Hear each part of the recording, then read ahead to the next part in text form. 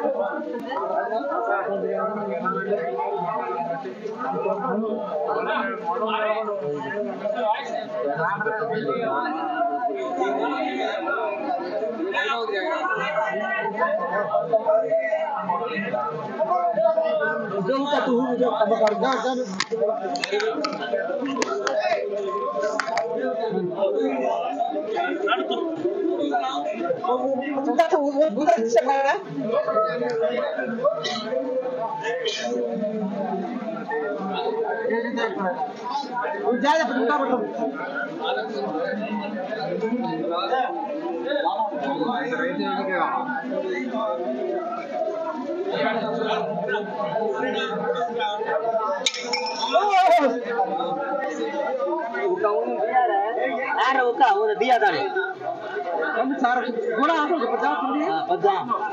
राजा ज्यादा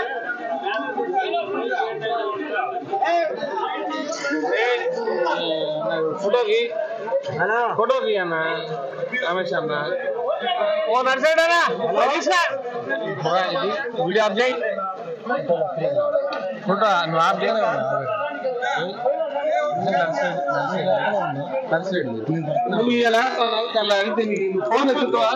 ఈ వార్తలు ఇంతటితో సమాప్తం. నమస్కారం.